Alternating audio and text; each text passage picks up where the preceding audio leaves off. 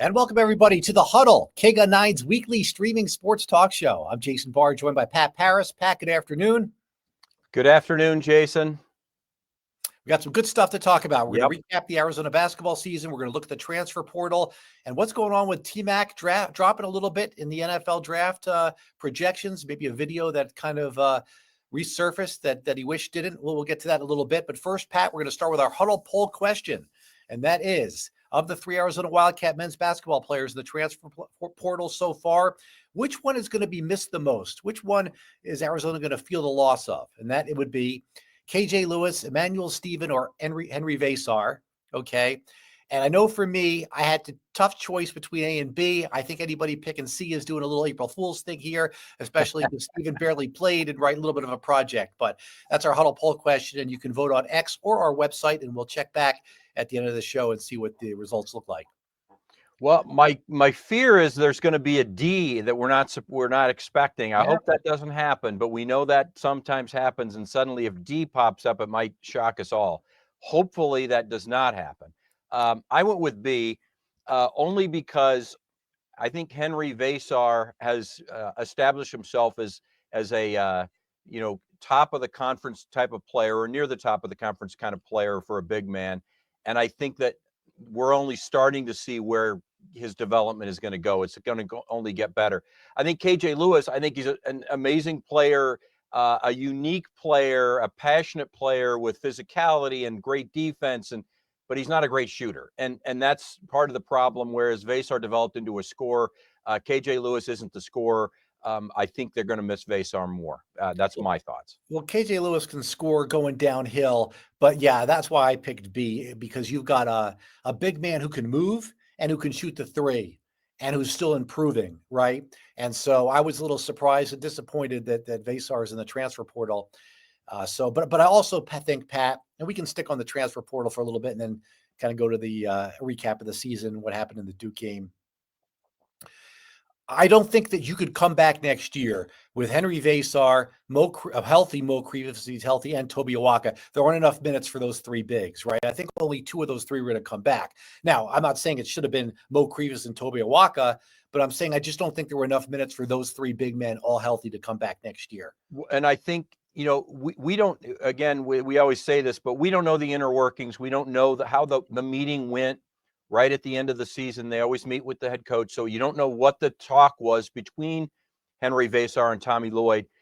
These guys all have agents now, don't forget, Jason. And the agents' job is to get them the most money now, right? That used to be what we talked about when they turned pro, but now it's what can they get and their agent get them in NIL money when they're still, technically an amateur or college basketball player. So you don't know what the agent is telling Henri Veesaar about his market value in NIL. The agent might be telling him his market value is over $1 million a year now, and the U of A is, got him a little less than that. And Tommy Lloyd's telling him, especially because Mo Krivas isn't going to have a big market value because he was hurt this year, right? Correct, but Mo Krivas is probably going to get the most playing minutes of those three that we've been mentioning, right? Awaka, Krivas, and Veesaar. So you look at the situation, and do I blame Henri Veesaar for going to the transfer portal? No. Am I frustrated and disappointed? Yeah. And most of my frustration comes around the NIL money, not the playing time. I think there would have been playing time, because you and I both know you can play two of those three guys at the same time. That's not a problem. Tommy Lloyd did it at times this year. He'd do it a lot next year if he had all three of those guys. So it really comes down to money. Is my guess. I don't like the way KJ Lewis is going in the transfer portal, and apparently he's going no matter what. Like, I'd feel a little less badly about it if he was going in to test things, but the fact that he's not coming back, apparently, no matter what, tells me something kind of went wrong. And we've talked about it all year. I was frustrated that Anthony Del Orso, who the Duke coach John Shire called Del Rosso in the first time out. We can get to that. We'll get to the Duke game in a second. KJ Lewis should have been starting. He just should have been starting. Maybe for a couple of games when he was struggling early in the season, or had not struggling, but maybe had a little slump. Okay. But Del Orso is a guy to come off the bench and shoot a couple of threes. I think KJ Lewis should have been in the starting lineup. And yeah, he was playing almost starting minutes. Okay. But no player wants to not start. Okay. And I wonder if there was anything there. The deal with his field goal percentage, I think, had to do with his wrist injury, though. I think that was why that was part of it. That was part of it. He's never been a great 3-point shooter, though. He's never been an elite shooter. You're right about him when he gets the opportunity against certain teams. Not every team. He couldn't do it against Duke. Driving in, scoring is definitely part of his tool bag. But shooting's not his strong point. I'm with you. Henri Veesaar, I'm really disappointed about. Since he was a freshman, I thought he had the potential to be a very good player, and I said so. And it didn't look good when he was a freshman. It certainly looks really good now. But there was just a sour taste in my mouth when KJ Lewis did it so quickly, right, and so adamantly that he's going somewhere else for a fresh start. Real quick, Jason, some of the money being thrown around now is also adding to my frustration with the NIL. We're still hopeful that this settlement that's supposed to happen and get approved next week, that eventually on July 1st will mean that the universities will have basically kind of a salary cap, if you will, on how much NIL each school will be able to give out. But right now they're talking about a salary or an NIL structure for most of the top college basketball programs, somewhere around $3 million, $4 million they were giving out. U of A was right in there, from what I understand. They were giving out the same, very close to the same amount of money that all the other Power 4 top conference schools were giving out. But that NIL money now, they're talking about going up between 5 and 10 million to keep your this is just basketball, Jason. So let's say your NIL money was 3 million this year. Now it's going to have to go up to 6 million next year to keep all your guys and to get all these 5 stars coming in. Where do you get that money? Yeah. Where we don't know what's going on under the hood. It's not like St. John's where Mike Rapoli is bankrolling the team, the vitamin water billionaire. We just don't know. All right. So it also sounds like North Carolina might have some interest in Henri Veesaar. By the way, KJ Lewis, I believe, second leading scorer in the postseason, if I'm not mistaken. Let's go back to the Duke game. Since we were last on last Tuesday, Arizona did lose in the Sweet 16 to Duke. I don't have a bad taste in my mouth from this game at all. I love the way Arizona fought hard and came back late in that game and almost caught up from a 19-point deficit. They played Duke arguably better than anybody else has before in this tournament.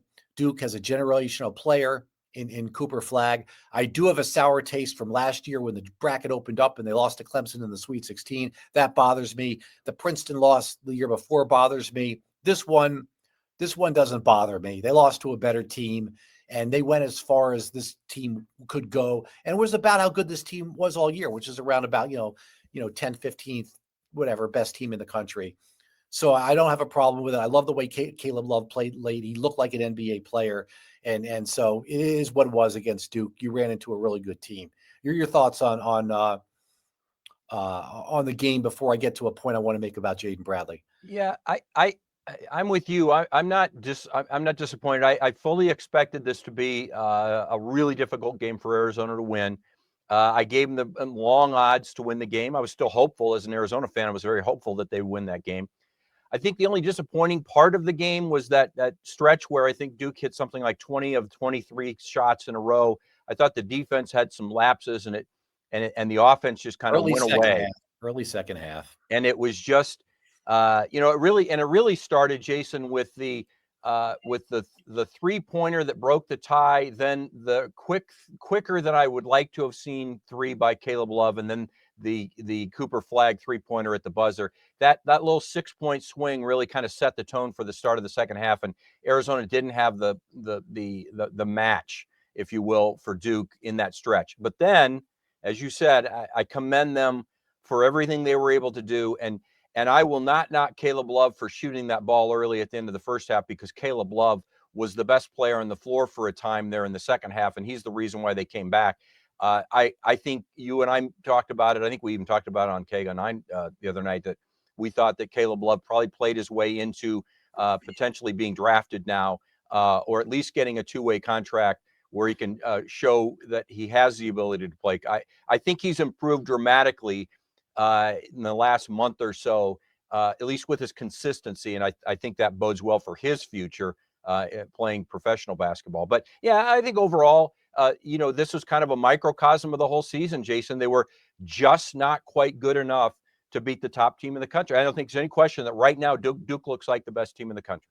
Jason Barr, Pat Parris here on the Huddle, KGUN 9's weekly sports talk show, and you can put comments in the comment section on the platform that you're watching, and we might read them. I think the Duke Houston game is the championship game. I think those are the two best teams. That's the one I'm really looking forward to seeing on Saturday. I want to make a point about Jaden Bradley, who played 30 minutes. Normally plays a little bit more, but he had 2 fouls in the first half, and I like Connor Martinez, who was in the game, and I hope he comes back and has a more of a role next year than he did this year. And I like having a pure point guard in there. But I don't like not playing Jaden Bradley in the sense that just because he had 2 fouls. And just in the way that analytics has made NFL teams go for it more on 4th down, what good does a player do on the bench? I know he's got 2 fouls in the first half, but he's not doing your team any good on the bench. And he's not playing a position where he's likely to commit more fouls. It's not like he's a forward or a center, and if he commits a 3rd foul, well, so be it. Then he goes to the bench. He wasn't helping you on the bench, or if he fouls out even, so be it. He goes to the bench. He wasn't helping you on the bench before, So I'm not really a fan of just having this steadfast rule: 2 fouls in the first half, you're on the bench until the second half starts. I'm a guy that looks at analytics a lot too, Jason, and I would agree with you to a certain extent, but in this particular case, I'm going to disagree, and that's because Jaden Bradley as well is one of those kind of unique players. He's a second half workhorse for this team. He has been basically his whole career, but especially this year.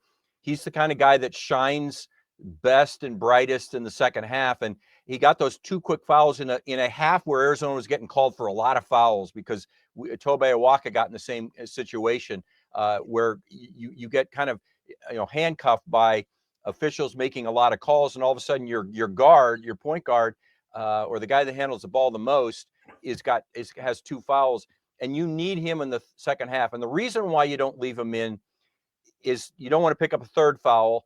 You're right. He plays at a position that doesn't normally get fouls called against him, but he had 2 fouls. Don't forget, if he gets a 3rd, he's in big trouble, because by the second half, they're just going to go after him and get him with a 4th. And then what happens when a guy gets 3 or 4 fouls? He starts playing back and not playing the aggressive defense. And Jaden Bradley is a heck of a defender, and you do not want to compromise him by having 3 or 4 fouls on him that he knows he can't pick up another one. So I didn't have a problem with that. That's not why they lost the game. They lost the game because they just kind of disappeared for a few minutes there early in the second half. Yeah, the argument that I would make is that, okay, to play devil's advocate on my earlier argument would be, all right, well, if a guy's in foul trouble, then the other team is going to go at him because they might feel he's going to play a little softer defensively. I can see that, but I'm just not a huge fan of putting somebody on the bench just because they've got, a couple fouls. Yes, in some games, the last 2 minutes is what counts, but in other games, once we get to the last 2 minutes, it's, the game's already been decided. So anyway, just a thought I had there for especially with a guard having 2 fouls. So anyway, Arizona loses the shot though, Jason, real quick. Look at this shot. This photo encapsulates exactly what Cooper Flagg is and why he's going to be such a successful pro. It's not as if they didn't play him well on this play. No, he dribbles down. You got a 7-footer with his hand up in his face. He shoots over him and he sinks it. It's just, the guy is, you call him a generational player. He might be one of the, top handful of players ever as a freshman at Duke, probably the best freshman, obviously, because he's got the freshman scoring record and everything in the ACC. So if he played for 4 years, he would go down as the greatest Duke Blue Devil of all time. He surpassed Christian Laettner. Christian Laettner is only considered the best because he played all 4 years. It was a completely different Christian Laettner. Completely different era. He won 2 national championships at Laettner, while Flagg is potentially going to win 1, and then he's done. Yeah, he's on another level. He really is. All right, I want to spend a few minutes, Pat, talking about the NFL draft and Teteroa McMillan. The NFL draft's going to be on KGUN 9 later this month. And so Teteroa McMillan, the wide receiver from Arizona, his draft stock has dropped a little bit here because apparently a video is resurfaced, and we don't know when it's from. And it's kind of, if you haven't seen it, I'll try to explain it.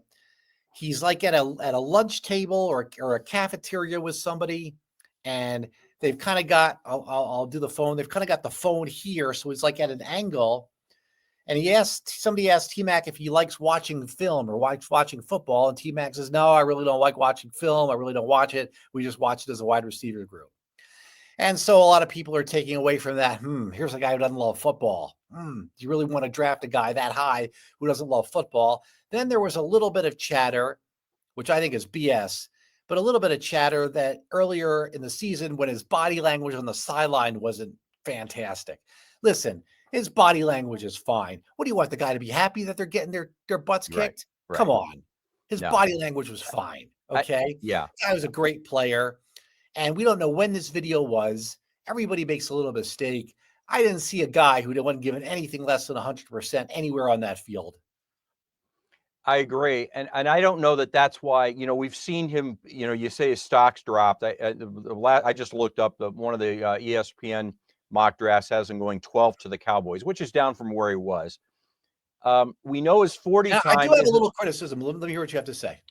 We know his 40 time isn't lightning fast, but it was faster than Larry Fitzgerald's. It was, about par with a lot of other big bodied receivers like he is. So I don't think that was it.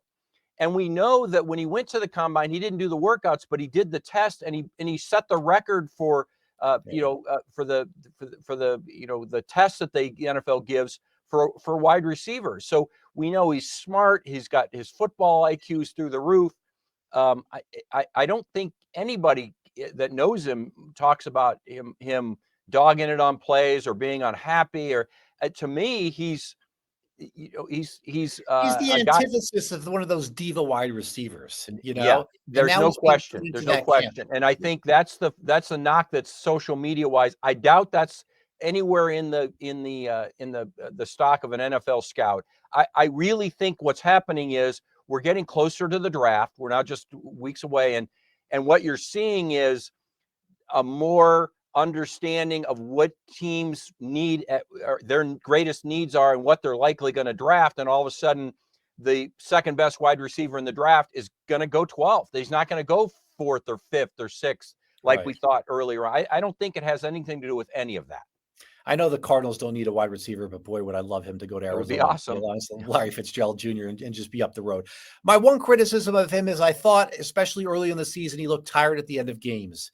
I asked Brent Brennan that, and I thought, well, maybe it was because he was coming off a foot injury. Maybe he wasn't 100% in shape those first couple of games. And Brennan said, well, we're asking a little bit too much of him, all the blocking he has to do, switch sides of the field in on every play. But I don't think I was wrong. I do think he looked a little tired, so if somebody was knocking his conditioning, I'd maybe want to see a little bit more into that. But him as a guy, no, come on. He and Fafita are two good dudes. They really are. All you need to know is that when Jed Fish left and went to Washington, he was one of the guys that spearheaded the effort to keep as many players as they could under the new regime of Brent Brennan. And that to me spoke volumes. Now, of course, he got NIL money. I understand that. But they also gave him and Noah Fafita, didn't they give some of their NIL money to other players because they felt like was the report. Yeah, that was the report anyway. So everything that we hear, the little bit of interaction as media members that we're allowed to have with him, I don't believe any of the it's not that much. No, it's not like it used to be, but no. Before we finish, he doesn't like to be interviewed. Doesn't like to call attention to himself. Before we finish up with the Huddle poll question, boy, it's tough being on X today. I mean, I don't know what's real. I mean, when it's not April Fools, you don't know what's real and what's not real. Correct. Okay. Then we're on X today. I have no idea. And same with this is Instagram. They'd have you believe that LeBron James' influence has already taken over McHale Center. University of Arizona changing its name from historic McHale Center to what? LeBron James Center? It was the James and Family Center. Called James and Family Center. Not true. April Fools. Not true. Oh boy, okay. Yeah, that's a good one. I wish I had thought of that. 24 million. Don't you wish LeBron would donate $24 million to the athletic department? I'll name it whatever you want. I gotta fit that in the 6 o'clock show today. That's great. Chuck Cecil eligible. We've made fun of this eligibility. Kirk Kreese is about to get a 6th year or something like that. So we make fun of this eligibility and how many years guys are getting with red shirts and COVIDs and all who that. Doesn't need a guy returning an interception 106 yards, Jason? Everybody Chuck Cecil does. eligible for another year. Where did this from? I was going to text. This was Arizona football. They did it themselves. So they know all about. Okay, so they did. Yeah. That's pretty funny. They staged the photo. That's Chuck in one of the uniforms. So for those that don't know, on KGUN, I did a story a couple of years ago of one of the high schools here with really nice facilities about how they were going to start a bobsledding team, and we kind of did an April Fool's at the end. But we have to be careful with that because we're the news and we need to differentiate ourselves from all the stuff that's out there that's not real, especially on social media. So we have to be careful. But boy, it would be fun to do an interview with Chuck Cecil about about him having another year of eligibility. Chuck's body may not be in prime condition anymore, but his mentality is still fierce. He could still he'd scare me coming across the line of scrimmage. Yeah, man. LeBron James is. Hey, listen, Bronny's doing well. He's having some success in the G League. I haven't seen too much of him with the Lakers. Yeah, he does. That does not translate. The G League success is not translated to the NBA. Maybe it will. Maybe we'll. All right, let's finish up. Give him time, Jason. He should have been his 2nd year of college basketball, and he would have been fine one more year. He might have been terrific, but he's got to have good mechanics. All right, let's finish up with our Huddle poll question. The results, which are people agreed with you. I think you made a little strong case for Henri Veesaar, and I think he's just a little bit more unique. KJ Lewis is a good player, but there's a lot of wings. And like I said, how many Henri Veesaar 7-footers who can shoot and move like he can? And so I think there's a little bit of that. And don't forget, even the analysts throughout the end of the season were saying that Henri Veesaar can play at the next level. Yeah, I kept hearing that. And I don't believe they mean you should go out now. I think they mean give him one more year of development, and he can play at the next level. So and that's the uniqueness of if you can't coach size, right? Size is what it is. You can coach a guy up that's 7 feet, and that's what they've done. All right. So like you said, hopefully there won't be a D, meaning a 4th player who transfers. Inevitably, there might be one. That's part of the frustration is that Arizona gets credit. Tommy Lloyd gets credit for bringing Henri Veesaar over here and get him in the weight room and, the training staff and all, and getting him to be the player that he finally was here at this. And then, thanks, I'm leaving. See you later. Yeah, it's one thing if there was a falling out. We see we can tell when there's a falling out. Right. There was not a falling out.